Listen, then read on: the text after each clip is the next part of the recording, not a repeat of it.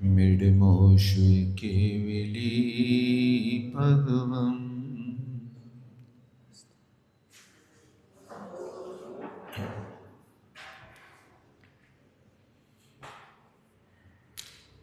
कल्पने गाथा 320।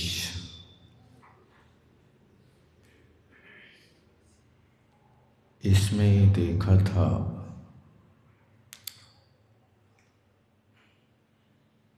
कि जैसे आँख वस्तु को जानती है,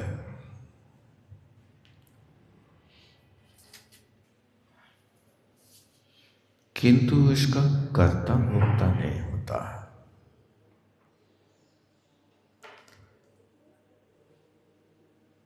ज्ञान का स्वभाव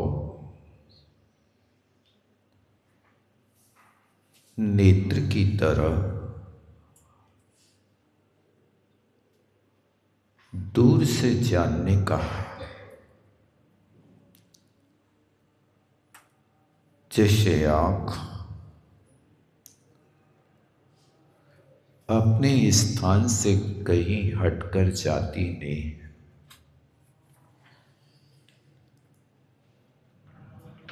किसी पदार्थ को छूकर देखती नहीं,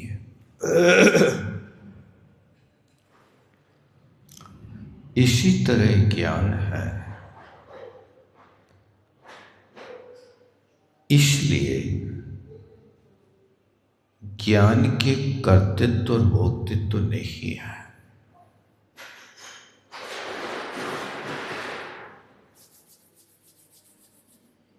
ऐसा यहां कथन किया जा रहा,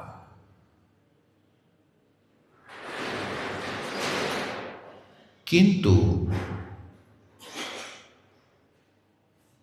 जिस ज्ञान में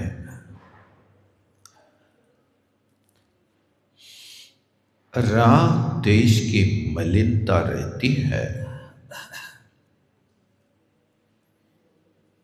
जिस ज्ञान में विकारी भाव रहता है,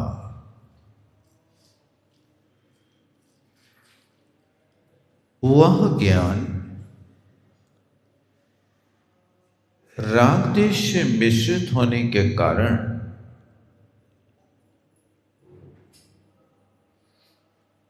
अपनी मलिनता से वस्तु को भी मलिन देखता है।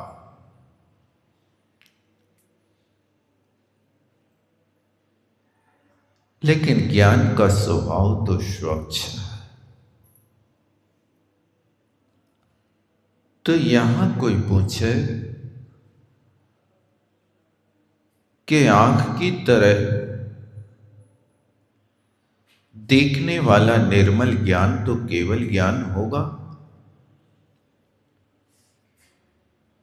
इंद्रिय ज्ञान केवल ज्ञान की तरह वस्तु को प्रत्यक्ष और निर्विकार रूप से कैसे देख सकता है? क्योंकि छद वस्तु का ज्ञान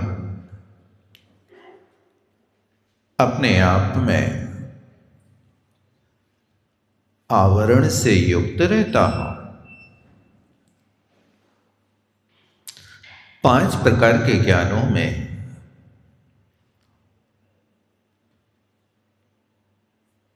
चार प्रकार के ज्ञान सावरण होते हैं।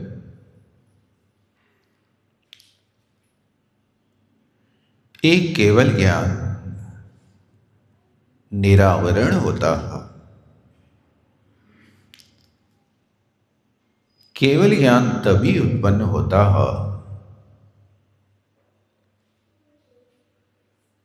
जब ज्ञानावरणी कर्म की 5 प्रकृतियों का क्षय हो जाता है। जब क्षय होगा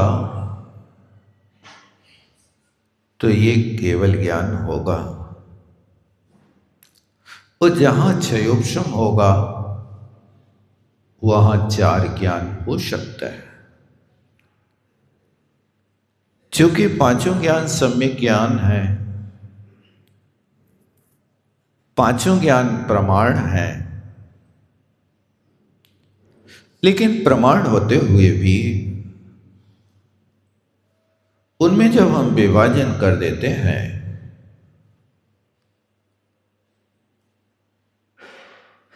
तो ये प्रत्यक्ष प्रमाण और एक परोक्ष प्रमाण हो जाता। जो ज्ञान इंद्रियों की सहायता से होता हो उसको परोक्ष ज्ञान कहते हैं।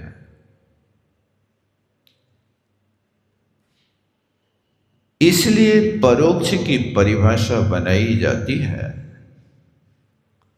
पराणी इंद्रियाणि। पर का अर्थ इंद्रिय है और इंद्रियों में रहना आत्मा का स्वभाव नहीं है।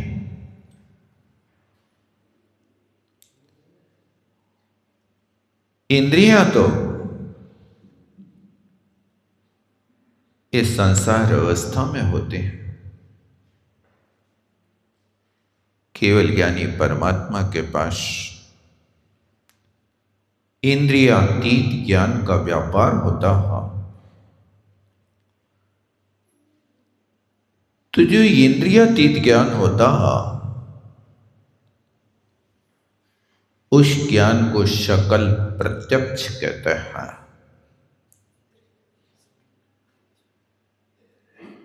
जो ज्ञान आत्मा से होता है,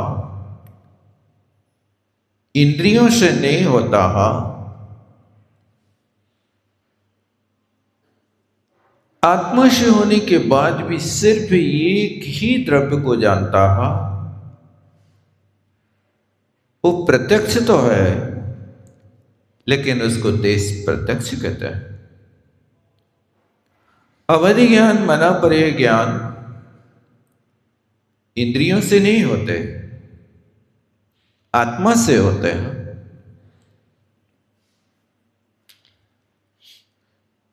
लेकिन आत्मा से होने के बाद भी उनकी विशेषता है कि अवधि ज्ञान और मनापर्य ज्ञान सिर्फ रूपी द्रव्य को जानते हैं, रूपी द्रव्य को नहीं जानते। इसलिए उनको प्रत्यक्ष तो कहा है लेकिन वे देश प्रत्यक्ष की कोटि में आते हैं। इस प्रकार से यहां पर जो कहा ये पूर्ण वीतरागता तो केवल ज्ञान में होती है। नेत्र की तरह निर्विकार जानने का काम तो सिर्फ केवल ज्ञान करता। लेकिन निचली भूमिका में भी श्रुत ज्ञान को यदि आप ज्ञानी कह रहे हैं तो अभिप्राय यह है कि इस ज्ञानी ने उस ज्ञान से कड़ी जोड़ ली है जिस श्रुत के माध्यम से जिनको केवल ज्ञान उत्पन्न होने वाला है। क्योंकि केवल ज्ञान से मिलान कराने वाला शुक्ले चाद्य पूर्वविदा, पूर्वविद का ज्ञान जिनको होता है वो पूर्वविद के ज्ञानी जीव चपक श्रेणी आरोहण करते हैं तो वे केवल ज्ञानी बन जाते हैं। इस तरह से यहां भावी प्रज्ञा बनने की अपेक्षा से इसको यहां वीतरागता के रूप में ले लिया जाता है। यहां आचार्य महाराज ने वास्तव में आत्मा का स्वरूप बताया कि आपने जो धारणा बना रखी है कि मैं ही इस कार्य का करता हूं, मैं ही इसका भोगता हूं, मेरा अधिकार है। ध्यान रखना ये विकल्प निचली भूमिका में हुआ करता। इसलिए यदि वास्तविक ज्ञानी बनने के इच्छुक हैं तो 5 चीजों का ध्यान रखें। इनसे आप शून्य होने की कोशिश करें।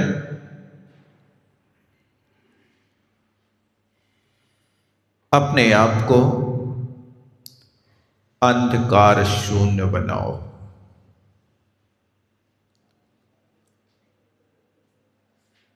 फिर अधिकार शून्य बनाओ।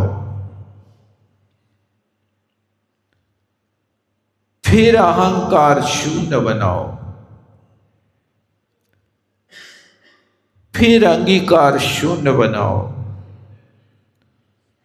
फिर अलंकार से शून्य बनाओ।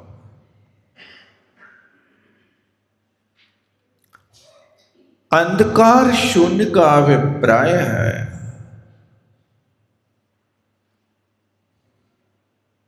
कि आप अपने आप में अनुभव करो, मैं अज्ञान अंधकार से शून्य हूं। मेरे पास ज्ञान का भंडार भरा है। बस इतना है कि उस ज्ञान के भंडार के सामने एक पर्दा पड़ा है।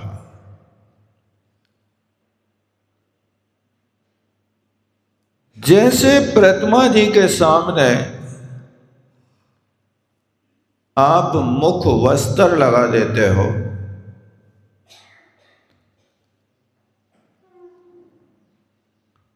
क्योंकि अभिनय ना हो पाए, तो जैसे मुख वस्त्र डालने पर प्रतिमा का दर्शन नहीं होता, उसी तरह आत्मा के वास्तविक ज्ञान के ऊपर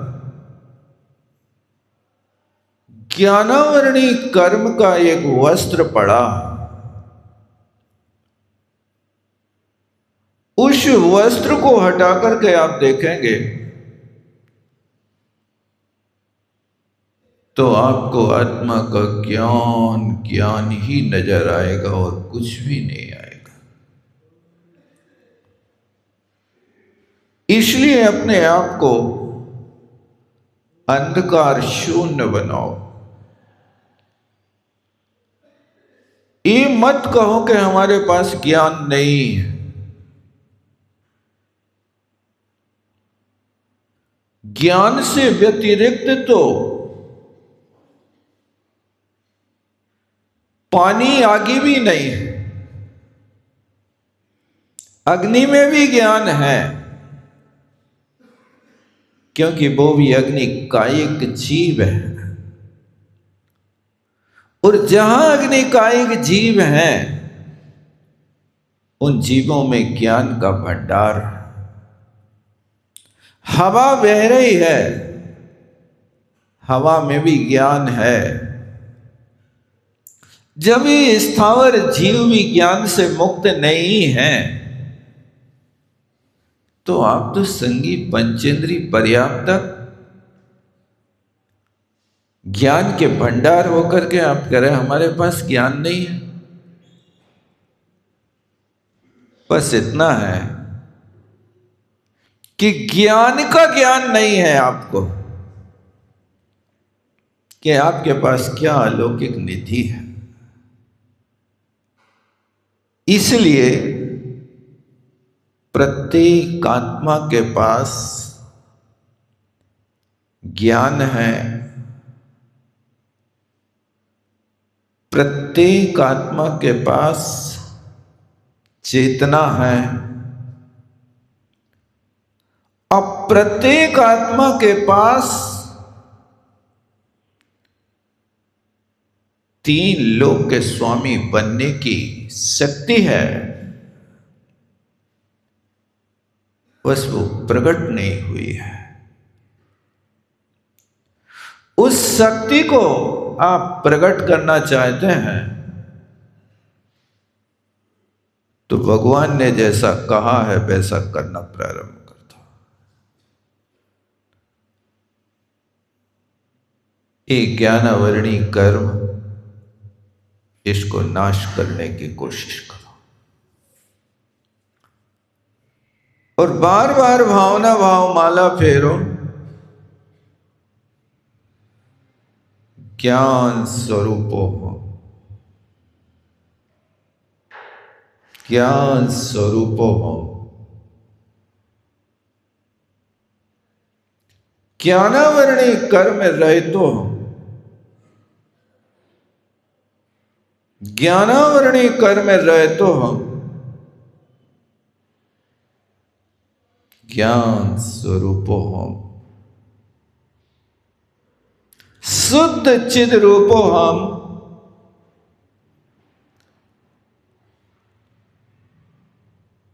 उस ज्ञानावरणी कर्म के शिलापट्ट को हटाने की कोशिश करो। महापुरुषों के निकट आते ही वो आवरण हटने लगता। एक बार आचार्य भगवान विहार कर रहे थे।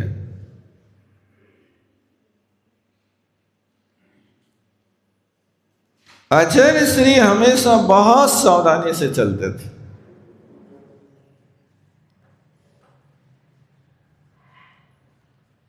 बिहार के काल में कभी इधर उधर नहीं देखते थे।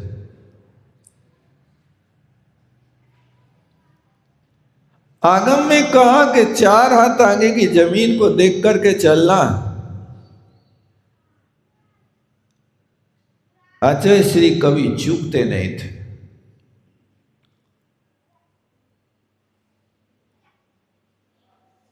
कभी कभी कुछ महाराजों ने कोशिश करी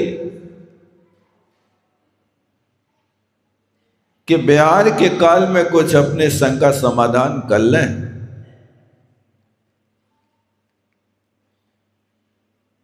तो उन्हें अपना प्रश्न रखा तो आचार्य श्री ने कहा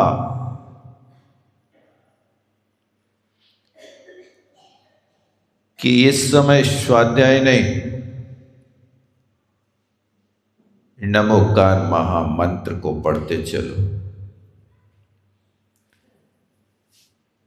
आप स्वाध्याय करेंगे मन हट जाएगा और समिति में दोष लग जाएगा। लेकिन पता नहीं कर्म का उदय कैसा आया। एक बार आचार्य श्री को उपटा लग गया। रास्ते में वो पत्थर था, रास्ता कच्चा था। अब जैसे ही आचार्य श्री को उपटा लगा तो साथ में रहने वाले श्रावक को सहन नहीं हुआ कि इस पत्थर ने मेरे भगवान को हिला के रख दिया। श्रावक तो श्रावक है, मेरे भगवान को इसने चोट मार दी। और उस श्रावक ने उस रास्ते के पत्थर को उखाड़ के फेंक दिया। उस रास्ते के पत्थर को उखाड़ कर फेंका तो कोई ज्ञानी भव्य आत्मा आचार्य भगवान के साथ चल रहे थे।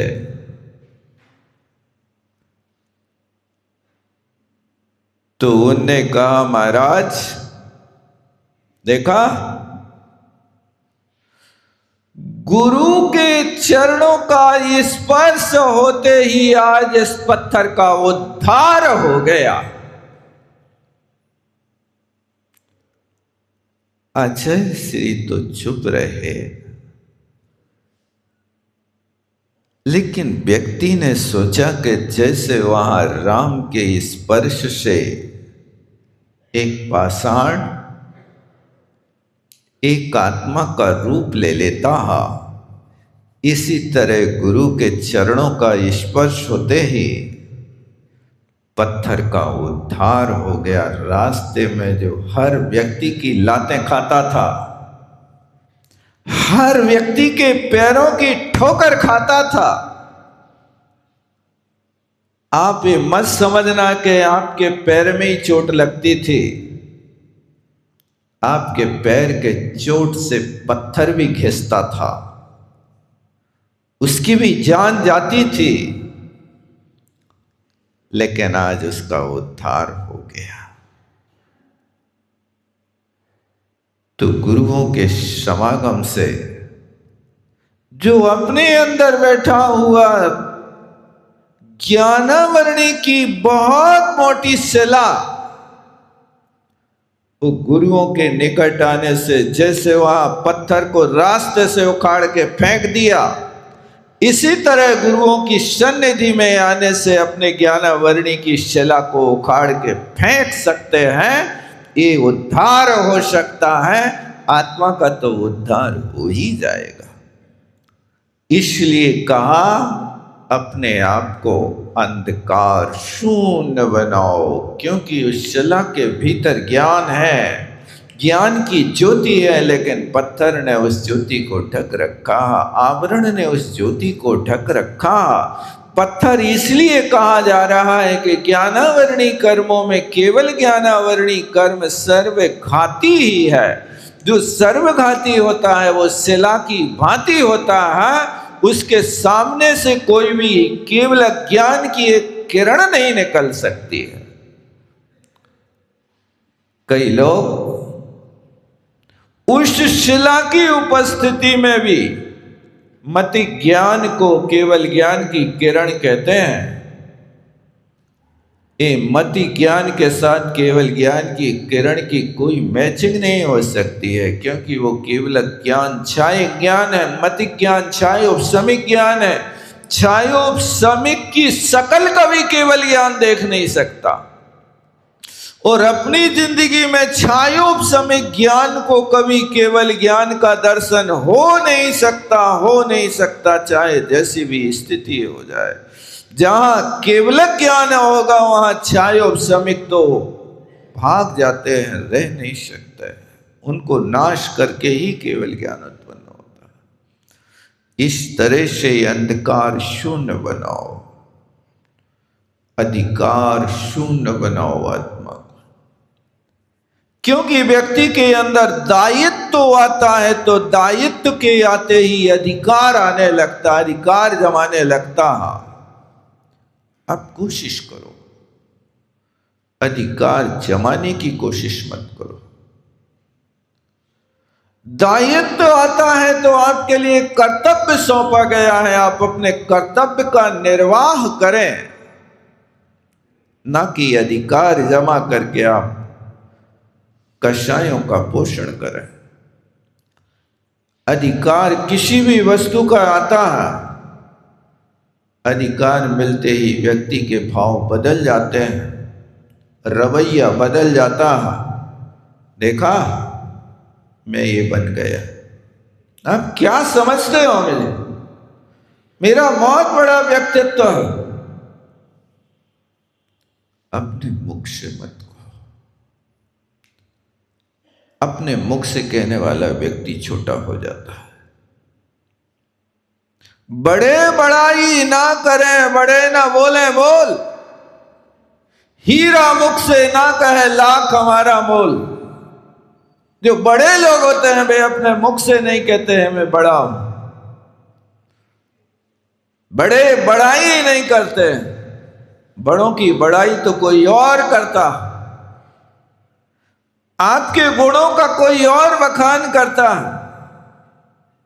आप कर्तव्य करें, दायित्व का निर्वाह करें। लोग मंच पे से बोलेंगे कि धन्य है इनने ये काम किया, लेकिन नींव के पत्थर बन गए, कुछ भी नहीं कहा है आज तक। अधिकारियों को हमेशा ऐसे अधिकार का वहन करना चाहिए। अपने आप के पास लोगों ने दिया अधिकार, कार्य कर सकते हो, इसका अधिकार है, लेकिन यदि थोड़ा सा गलत कार्य होए तो लोग उस अधिकार को छीन लेते हैं, अपने पास रहने नहीं देते। जब वो अधिकार दूसरों के द्वारा दिया गया है तो दूसरे कभी भी छीन सकते हैं, इसलिए उसको अपना मत मानो आप। इसलिए अधिकार शून्य बनो।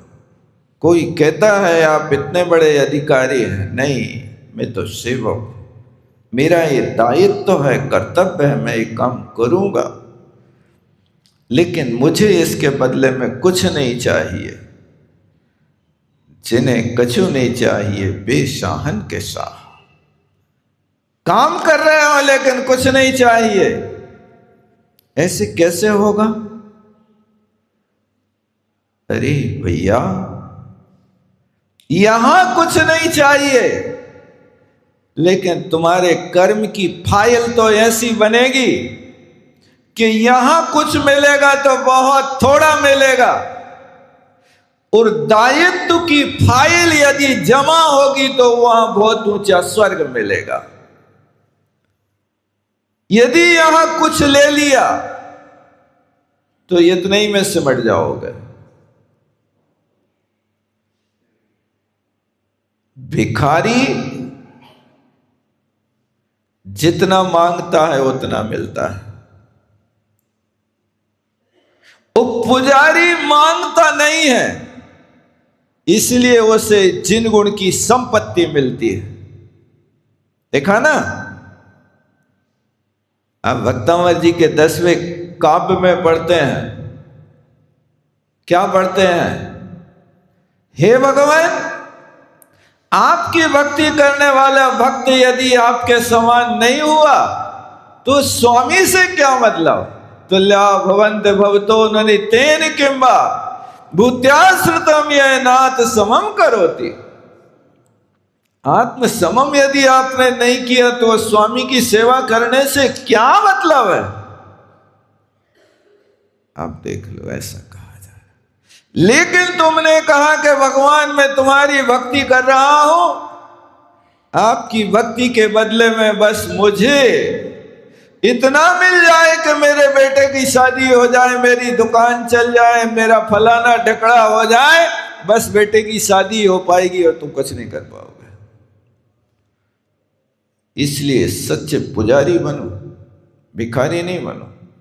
हमारे यहां तो उपमा दी है कि जो सच्चा भक्त होता है वो समझता है कि बिना मांगे ज्यादा मिलता है, मांगने से भीख नहीं मिलती है। मैं पूछता हूं आपसे कि आप स्टेशन पर खड़े हैं, एक कुली की जरूरत है, आपने कुली को बुलाया, क्या लोगे भाई, ये सामान आपको गेट तक भेजना है। उसने कहा 50 रुपए। नहीं, 50 रुपए तो नहीं दूंगा, 30 रुपए दे दूंगा। खींचतानी होती है, वो कुली भाग जाता, दूसरा आता, दूसरा भी वही मांगता, उससे भी तुम वही कहते। 2-4 कुलियों से पूछ लेते, सौदा नहीं बढ़ता है। एक कुली आता, बाबूजी जरूरत है, हाँ कितना पैसा लोगे?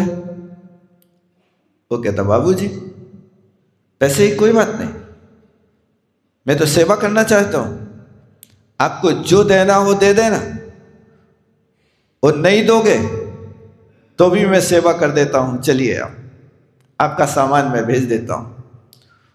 और वो कुली सामान उठा करके वहां बाहर भेज देता।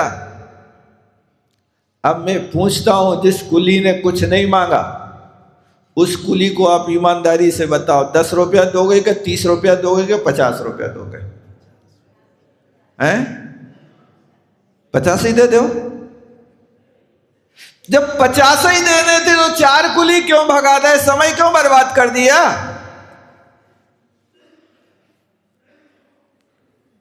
अब क्या तुम्हारा मन बदल गया? बिन मांगे दे दूध बराबर, मांगे दे सो पानी, वह देना है खून बराबर, जामे खींचा ताने। बिना मांगे देते हो तो वो दूध है, और मांगने पर देते हो तो पानी है, और बिना और जहां खींचा तानी होती है उसको ये कवि ने लिखा है, वह देना है खून बराबर, जामे खींचा ताने। इसलिए दान दे मन हर्ष विषय का, अधिकार शून्य बनने की कोशिश करो। अहंकार तीसरे नंबर पर आता है। अंधकार हटेगा तो अधिकार से शून्य होगे, और अधिकार को ला दोगे तो अधिकार के पीछे अहंकार दौड़ लगा रहा है। मैं आगे जाऊं, मैं आगे जाऊं। आगे आते हैं, हर व्यक्ति आगे आता है। तख्त पे आगे आने के लिए हर व्यक्ति को वक्त है, लेकिन वक्त पे हर व्यक्ति कम वक्त है। क्या करें?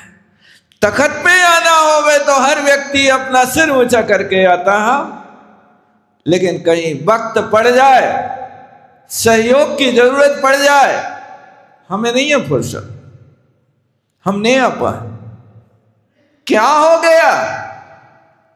कम वक्त, हमारे पास समय बहुत थोड़ा। गाली नहीं दे रहे, कम वक्त कह रहे कि यानी हमारे पास समय थोड़ा है, हम इस कार्य में सहयोग नहीं कर पाएंगे। इसलिए अहंकार शून्य बनो, किसी वस्तु को अंगीकार मत करो, हर वस्तु को त्यागने की कोशिश करो। धारण करते हैं फिर त्याग कर देते हैं। सोने के आभूषण धारण करके मंदिर में आएंगे और फिर घर जाएंगे मंदिर से, सुबह फिर से उतार के रख दे, कपड़े उतार दे, आभूषण उतार दे। अरे ये तो आटो मारने हैं, सोने की क्या जरूरत पहनने की आटा मारने के लिए? दुकान चलाने नॉन गुड़ तोलने हैं, सोने की कड़ा चेन पहनने की क्या जरूरत? वहाँ उतार देते हैं, यहाँ पहन लेते हैं। ऐसा काम करो कि जिससे बार बार उतारने ना पड़े। देवताओं के साथ ये इतने सजे धजे रहते हैं, तो उनके वैक्रियक शरीर में प्रकृति से आभूषण बने रहते हैं। कुंडल है, हार है, मुकुट है, ऐसी सारे के सारे 16 श्रृंगार के साथ ही उनका जन्म होता है। उनको अलग से कोई मुकुट नहीं बनवाना पड़ते हैं। शांति धारा के समय तो मुकुट धारण कर देते हैं, और शांति धारा करो मुकुट इतना ही छोड़ जाओ। जय व्यवस्था होवे कि कम से कम घर ले जाओ, सो भी नहीं है, यहां पैरो। जब तक शांति मंत्र के मंत्र बोले जा रहे, तब तक इस मुकुट पे तुम्हारा अधिकार है, इस माला पे अधिकार है। और जैसे ही शांति धारा भाई, संपूज का नाम, प्रतिपाल का नाम उतार बेटा। यदि ले जाओ तो माली घर पे आ है, काय मुकुट बांध के आ गए, आज लाओ वापस दे, नहीं करोगे?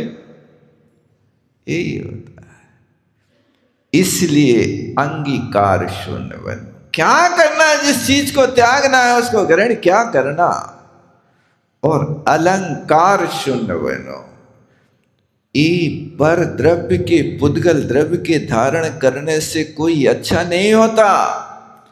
अच्छा तो व्यवहार से होता है।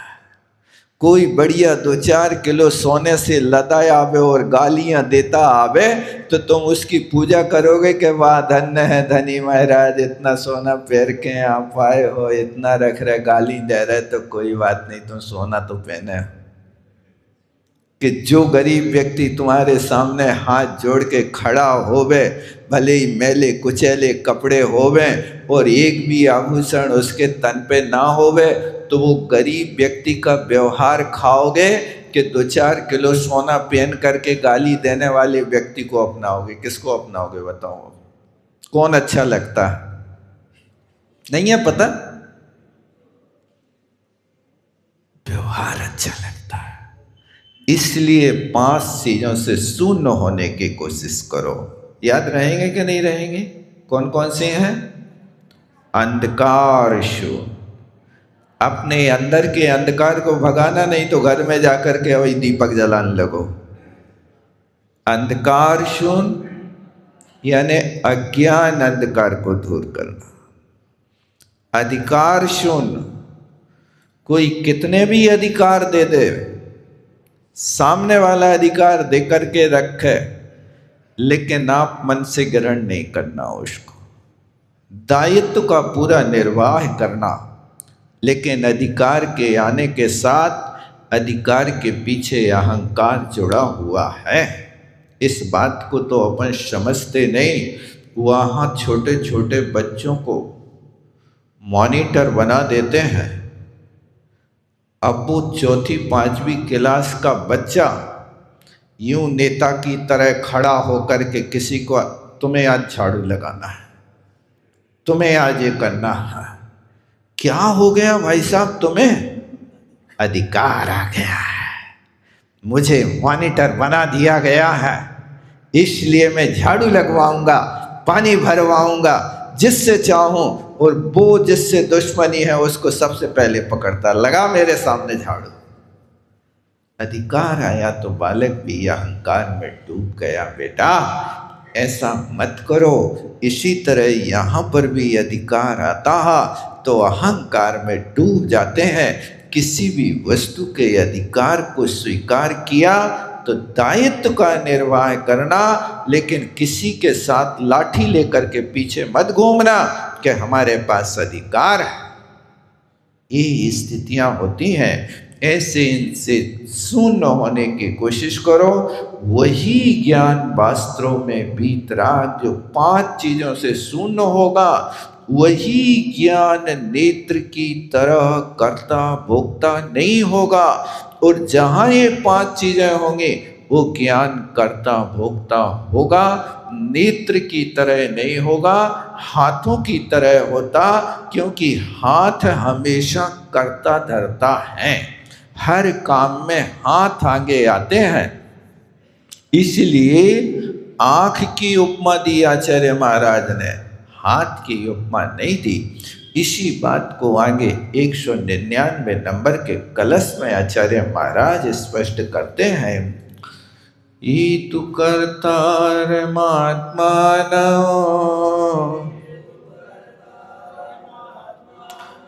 पश्यन्ति तं शातता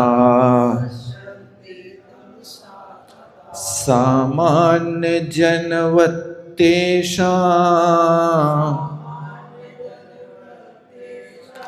नामुक्षोपि मुमुक्षुताम्।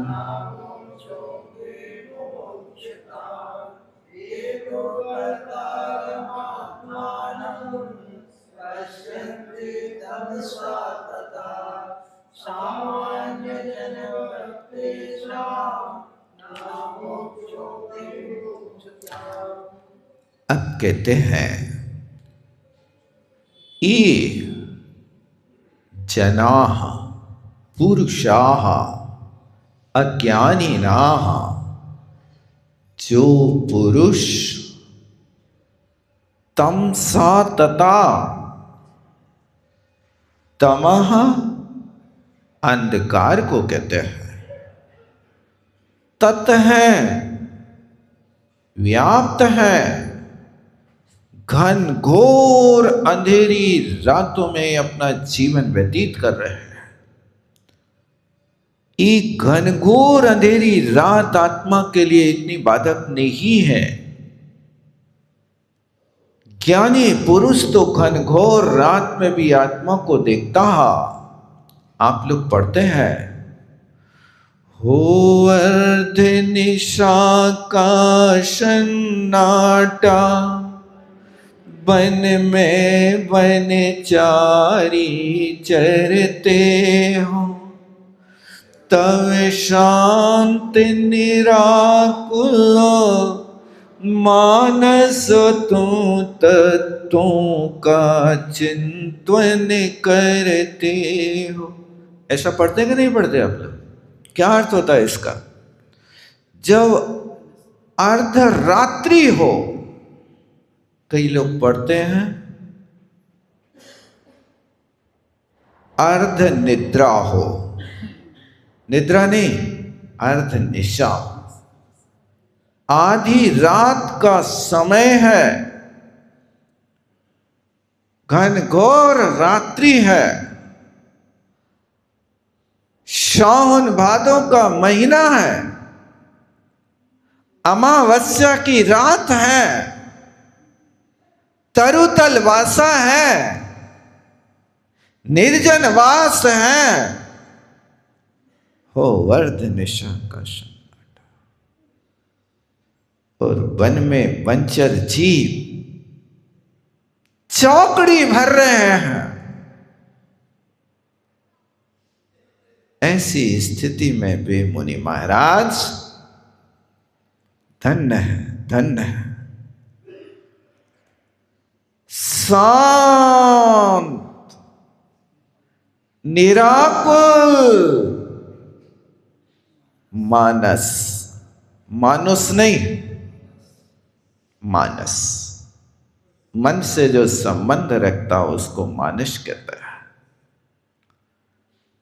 देखो यहां पर कमरे में भी अंधेरा होता तो लोग डर जाते हैं,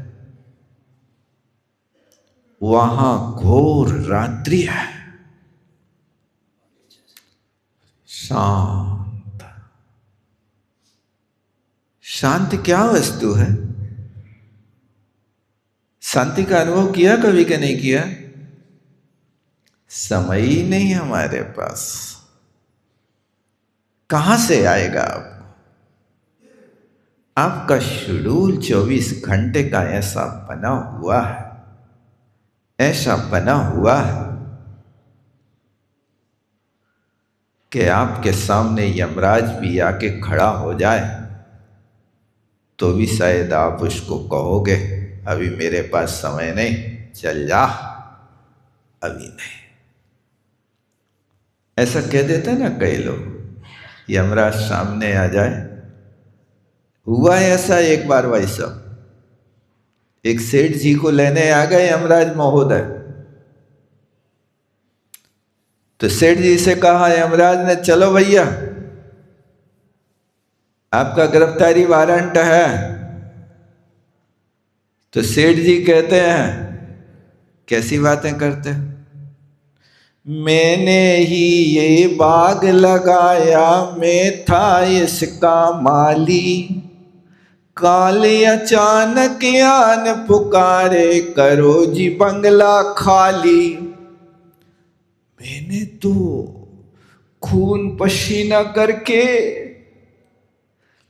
ये बंगला बनाए, बगीचा लगाए, ये फुलवारी लगाई, मैंने ये बाग लगाया और मैं ही इसका माली था, मालिक था।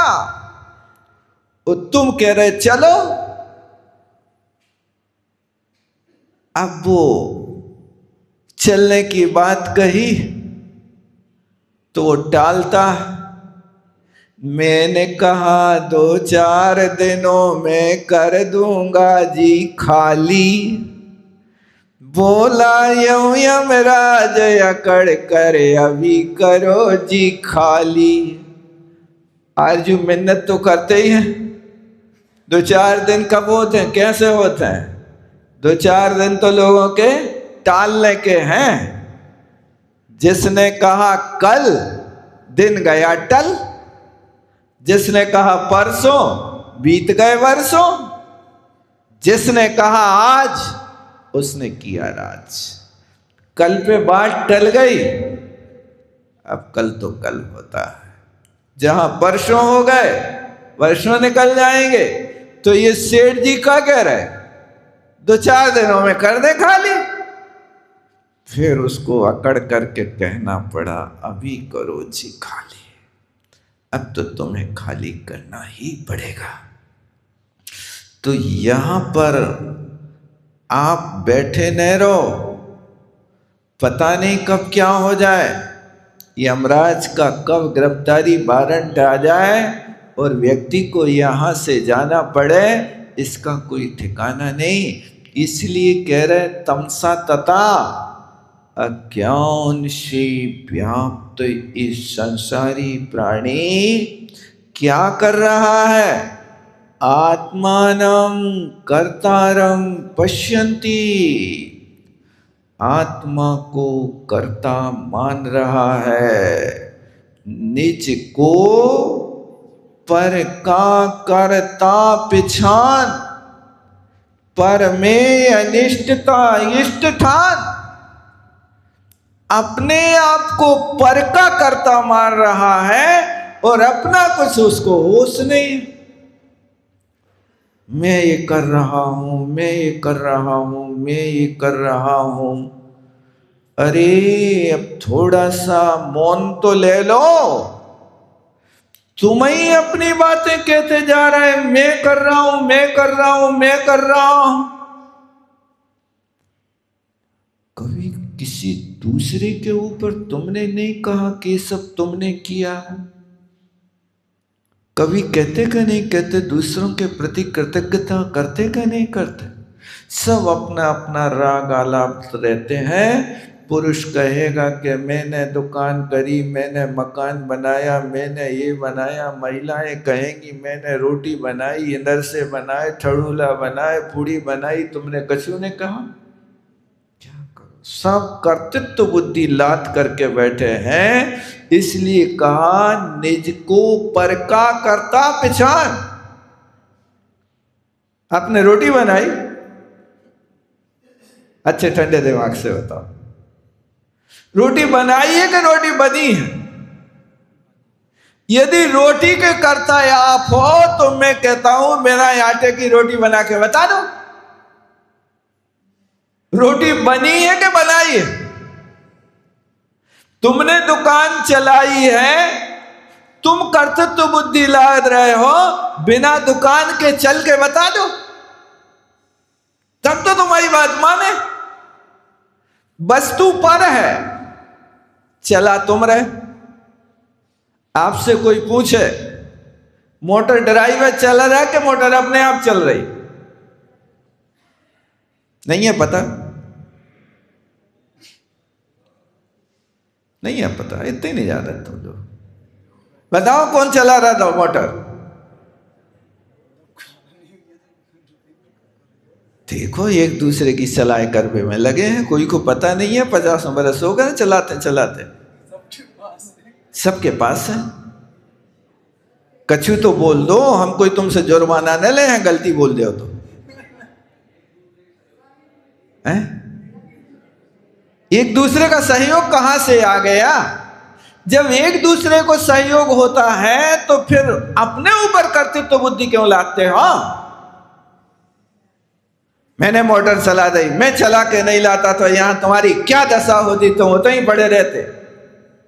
बिना पेट्रोल के मोटर चला के दिखाओ तुम चलाते हो, बिना इंजन के गाड़ी चला के दिखाओ, जब हम जानते तुम्हें कि हाँ यार वास्तव में तुम गाड़ी चला लेते हो।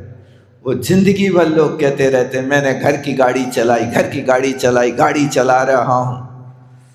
ये सब छोड़ो, देखो जो कह रहा कि मैं चला रहा हूं, उसके लिए आचार्य महाराज कह रहे तमसा तथा। इस शब्द पकड़ो, घनघोर अंधकार से व्याप्त रहने वाले लोग ऐसी बातें करते हैं कि मैंने ये काम कर लिया। कर्तारम आत्मानं मन्यन्ते, अपने आप को कर्ता मान रहे हैं, वे अज्ञानी है। सामान्य जनवत्ते साम, जैसे सामान्य लोग अज्ञानी लोग बातें करते हैं, ऐसे ही बातें तुम कर रहे हो। इसलिए ऐसे लोगों को मोक्षो ना अपि मुमुक्षुता, न इनको मोक्ष होता है और न ये मुमुक्ष की कोटि में आते हैं। अच्छे से देख लो, पुस्तकें तो वो लोगों के पास के नहीं है, पुस्तकें तो रखी हैं लेकिन खोल के नहीं बैठे तुम लोग हैं। अरे शब्दों को तो पकड़ो, क्या लिख रहे हैं। उस व्यक्ति को ना मोक्षोपी, मोक्ष नहीं है, ना मुमुक्षुता, जो अपने आप को कर्ता मान रहा है वो मुमुक्षु भी नहीं है। तुम चिल्लाते रहो मैं मोक्षु हूं, मोक्षु हूं, मोक्षु हूं, मुमुक्षु नहीं, तुम बुभुक्षु हो। अभी बुभुक्षु जानते कैसे कहते? भोग तुम इक्षु बुभुक्षु, जो भोगने का इच्छुक होता है उसको बुभुक्षु कहते हैं, और जो मोक्तुम इक्षु इति मुमुक्षु, जो संसार से छूटने जाता वो मुमुक्षु है। आप तो अधिकार अहंकार लाद फिर करके घूम रहे हो उस गधे की भांति, कि जैसे गधे के ऊपर चंदन का भार लदा है, वो भार तो ढो रहा है लेकिन उसको पता नहीं है कि चंदन लदी के गधा का लीद हमारे ऊपर लदी है। यथा खरस चंदन भारवाही भारस्य वेत्ता न तु चंदनस्य, तथा जनोयम बहु शास्त्र पाठी शास्त्रस्य वेत्ता न तु निश्चयस्य। जैसे गधा, उसके ऊपर चंदन लदा है लेकिन वो चंदन के भार को भारे ही समझ रहा है, चंदन की गंध नहीं ले पा रहा है। क्या करें, अज्ञान से युक्त है। इसी तरह अपने पास 3 लोक के नाथ बनने की क्षमता है, लेकिन अपने पास अज्ञान का ऐसा भार लदा है कि जिस भार के कारण हम अपनी वस्तु का भोग हम स्वयं नहीं कर पा रहे हैं, दर दर की ठोकरें खा रहे हैं। क्या है? सब कुछ है लेकिन होते हुए भी नहीं कर पा रहा है। ज्ञान है लेकिन वो ज्ञान का उपयोग कहां करना, उसका उपयोग करना, ज्ञानी बनाना, जैसे बने तैसे अज्ञान अंधकार को दूर करना। ज्ञान शिविर तो लगा रहे हैं, लेकिन ज्ञान शिविर की सामग्री के लिए संयोजक कह रहे हैं भैया कोई दे दियो, बैग कोई दे दियो, बैच कोई दे दियो, पेन कोई दे दियो, पेट। अरे कहने की क्या बात है, हम ज्ञान नहीं प्राप्त कर रहे तो ज्ञान का उपकरण मेरी तरफ से लगा दो, ऐसे मांगने की क्या बात है। ये तो ज्ञान अपने अंदर प्रकट करना हो, भाग्य धन है हमारा। ये हाथों से कमाया हुआ द्रव्य यदि एक ज्ञान का मंदिर बन जाए मेरे भाग से तो वह भाग्य है। ये अकेले एक पेन पैट की बात नहीं, ऐसे शिविर हमेशा लगे और एक व्यक्ति आगे आकर चाहे कितना भी हो जाए तो कोई बात नहीं। जैसे अभी वहां पर एक व्यक्ति ने भगवान की वेदी बनाई, कितना लगेगा चांदी, कोई चिंता नहीं, जितनी लगेगी उतनी लगाएंगे, वेदी मेरी तरफ से बनेगी। शिविर भी तो मैं एक शिविर लगाऊंगा, भले ही कितना ही खर्च आ जाए, हो जाए। उदारता जब होती है तब ज्ञान की ओर कदम बढ़ते हैं, और वो ज्ञान की ओर कदम बढ़ते हैं तो ज्ञानी होते हैं, और ज्ञानी होते हैं तो मुमुक्षु होते हैं, और मुमुक्षु होते हैं तो मोक्ष की प्राप्ति होती है। जो सिर्फ अपने आप को कर्ता मानता है, कर्ता मानने वाला आत्मा कभी भी मोक्ष को प्राप्त नहीं करता। कोशिश करें, ऐसे अवसर आते हैं तो हम उस ज्ञान को पाने की पूर्ण रूप से कोशिश करते हुए अपने द्रव्य को भी इस तरह से उपयोग करें कि ये अवसर कैसी दुर्लभता से मिलता है। एक एक पार्टी करते हैं, यदि कोई अपनी वर्षगांठ मनाते हैं तो लाखों उड़ा देते हैं, और यहाँ जरूरत पड़े तो पहले से कहना पड़ता भैया कर लो, कछु तो कर लो, दे दो। अरे नहीं, हम तीन नहीं, याचना नहीं, हमारी तरफ से काम होना चाहिए। यही तो ज्ञानी का कार्य हुआ करता है। ये सामान्य जनवत्य शाम, ऐसा कहा, ये व्यक्ति भी सामान्य की तरह हैं। ऐसे लोगों को मोक्ष नहीं होता, ना वे मुमुक्षु होते हैं। बस इतना ही रखता है। जावाणी के ज्ञान से।